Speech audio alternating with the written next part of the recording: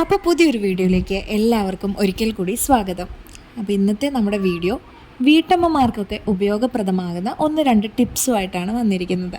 Tips എന്ന് പറയാൻ പറ്റില്ല, നമുക്ക് ഡെയിലി ലൈഫിൽ ഏറ്റവും യൂസ്ഫുൾ ആയിട്ടുള്ള കുറച്ച് കാര്യങ്ങൾ. അപ്പോൾ ഇതാ നാരങ്ങയാണെന്ന് എല്ലാവർക്കും മനസ്സിലായിട്ടുണ്ടാവും. നമ്മുടെ വീട്ടിൽ തന്നെ ഉണ്ടായിട്ടുള്ള ഒടിച്ചുകുത്തി നാരകം എന്നൊക്കെ പറയില്ലേ, ആ ടൈപ്പിലുള്ളൊരു നാരകം കേട്ടോ. അപ്പോൾ ഇത് അച്ചാറിടാൻ വേണ്ടി കൊണ്ടുവന്നതാണ്. അപ്പോൾ ഇതിൽ നിന്ന് ഞാൻ സാധാരണയായി ചെയ്യുന്ന വീട്ടിലേക്ക് അത്യാവശ്യം വേണ്ടുന്ന ഒരു കാര്യമാണ് നിങ്ങൾക്ക് വേണ്ടി കാണിച്ചു തരുന്നത്. ഇതിനിപ്പോൾ ഈ നാരങ്ങ തന്നെ വേണം എന്നൊന്നുമില്ല കേട്ടോ. നമ്മുടെ ചെറുനാരങ്ങയാണെങ്കിലും മറ്റേതെങ്കിലും നാരങ്ങയാണെങ്കിലും ഒന്നും കുഴപ്പമില്ല. അപ്പം ഞാനിത് അച്ചാറിടാൻ വേണ്ടി കൊണ്ടുവന്നതാണ്.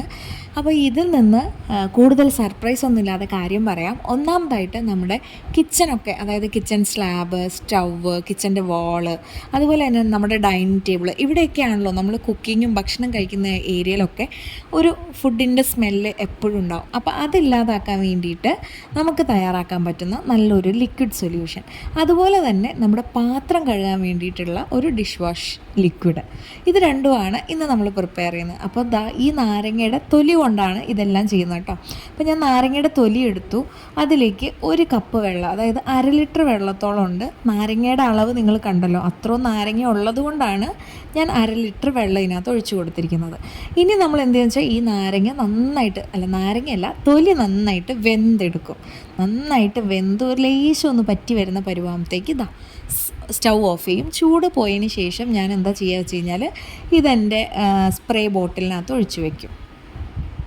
ഒരു അടുക്കളയെ സംബന്ധിച്ച് ഏറ്റവും പ്രയാസമുള്ള കാര്യം എന്ന് പറയുന്നത് ഈ സ്റ്റൗ വൃത്തിയാക്കലാണ്. കാരണം നമ്മൾ ഡെയിലി ഉപയോഗിച്ച് കഴിയുമ്പോഴത്തേക്ക് അതിൻ്റെ ചുറ്റും ഭയങ്കരമായിട്ട് കറ പിടിക്കും. ഇപ്പം ഞാൻ ഈ നാരങ്ങാത്തൊണ്ട് വെന്ത വെള്ളം മാത്രമാട്ടോ ഒഴിച്ചു കൊടുക്കുന്നത്.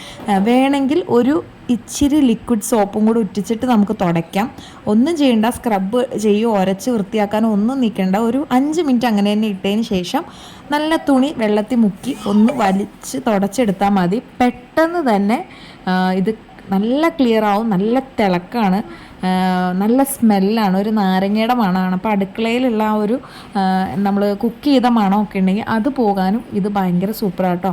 ഇനിയിപ്പോൾ നമ്മൾ ബാക്കി വന്ന, അതായത് വെന്തിട്ട് വെള്ളമാണല്ലോ നമ്മളെടുത്തത്, ആ ഈ തൊണ്ട് ഞാൻ ഒരു മിക്സിയുടെ വലിയ ജാറിലേക്ക് നിറച്ചിട്ട് കുറച്ചേ വെള്ളം ചേർത്ത് അരച്ചെടുക്കുക കേട്ടോ. അപ്പോൾ അരച്ചെടുക്കുമ്പം നല്ല പേസ്റ്റ് പോലെ അരയാനായിട്ട് ശ്രദ്ധിക്കണം. വെള്ളം കുറേശ്ശെ ചേർത്ത് കൊടുക്കുന്നതാണ് നല്ലത്.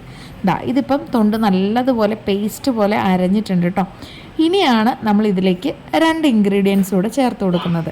ഒന്നാമതായിട്ട് നമുക്ക് ഇതൊന്ന് ലൂസാക്കാൻ വേണ്ടിയിട്ടും അതുപോലെ തന്നെ പാത്രത്തിലെ അഴുക്കൊക്കെ പെട്ടെന്ന് ഇളകാൻ വേണ്ടിയിട്ടും വിനാഗിരി ചേർത്ത് കൊടുക്കാം. അപ്പോൾ ഒരു 1/2 കപ്പ് വിനാഗിരിയോളം വേണ്ടി വരും കേട്ടോ നമുക്കിത് ലൂസാക്കാൻ വേണ്ടിയിട്ട്. നമ്മൾ എടുക്കുന്ന തൊണ്ടിനനുസരിച്ച്. ഒത്തിരി അങ്ങോട്ട് ലൂസായി കഴിഞ്ഞാൽ പാത്രത്തിൽ നിന്ന് അഴുക്ക് പോകാനായിട്ട് ബുദ്ധിമുട്ട് വരും. ഈ ഒരു ലിക്വിഡ് വാഷിൻ്റെ ഗുണം എന്ന് പറയുന്നത് പാത്രത്തിന് ഒരു അസാധ്യ ഗ്ലേസിങ് വരും കേട്ടോ.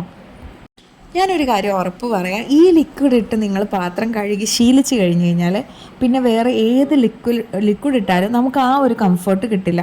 അത്ര സൂപ്പറാണ്. നല്ല സ്മെല്ലായിരിക്കും പാത്രത്തിനൊക്കെ. അതുപോലെ തന്നെ ആദ്യം തന്നെ ഒരു സ്റ്റീൽ പാത്രമൊക്കെ ഒന്ന് കഴുകി നോക്കിയാൽ മതി, ഒരു വെട്ടി തിളങ്ങുന്നത് പോലെ തോന്നും.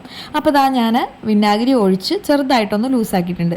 പിന്നെ എൻ്റെ കയ്യിൽ ആകെയുള്ള ലിക്വിഡ് സോപ്പ് ഇത്രേ ഉള്ളൂ. ഏകദേശം ഇത്രയും സോപ്പിൻ്റെ ആവശ്യമേ ഇതിലേക്കുള്ളൂ. ഒരു tablespoon to 2 tablespoon liquid soap ഇതിനകത്ത് ചേർത്ത് ഇളക്കി വയ്ക്കാം. അതല്ലാന്നുണ്ടെങ്കിൽ നമ്മൾ പാത്രം കഴുകാൻ നേരത്ത് ഓരോ ഡ്രോപ്പോ 2 ഡ്രോപ്പോ ലിക്വിഡ് സോപ്പ് ചേർത്തിട്ട് ഒരു പാത്രത്തിലേക്ക് ഒഴിച്ചിട്ട് നമുക്ക് പാത്രങ്ങളൊക്കെ കഴുകാം. ഇതിൽ നമ്മൾ യാതൊരുവിധ കെമിക്കൽസോ അല്ലെങ്കിൽ സോഡാപ്പൊടിയോ അങ്ങനത്തെ ഒന്നും ചേർക്കുന്നില്ല. അതുകൊണ്ട് തന്നെ കൈക്ക് വലിയ ബുദ്ധിമുട്ടൊന്നും വരില്ല. എന്നാലും നാരങ്ങ ആയതുകൊണ്ട് കൈക്ക് അത്ര സുഖമൊന്നും ഉണ്ടാവില്ല ഡെയിലി യൂസ് ചെയ്യുമ്പോഴത്തേക്ക്. എന്നാലും നമ്മൾ കടയിൽ നിന്ന് വാങ്ങുന്ന സോപ്പിനെ അപേക്ഷിച്ച് ഏറ്റവും നല്ല ഓർഗാനിക്കായിട്ട് വലിയ ചിലവൊന്നും ഇല്ലാണ്ട് നമുക്ക് വീട്ടിൽ തന്നെ ഉണ്ടാക്കിയെടുക്കാൻ പറ്റുന്ന ഒരു സൊല്യൂഷൻ കേട്ടോ. ഈ സൊല്യൂഷൻ 100% ഗ്യാരണ്ടിയാണ്. നല്ല സൂപ്പർ സൊല്യൂഷനാണ്. എല്ലാവരും ട്രൈ ചെയ്ത് നോക്കുക. ഇന്നത്തെ 2 ടിപ്സും നിങ്ങൾക്ക് വളരെ ഇഷ്ടമാവും. അപ്പോൾ നമ്മൾ വീണ്ടും നല്ലൊരു വീഡിയോ ആയിട്ട് കാണാം കേട്ടോ. അതുവരെ ബായ്.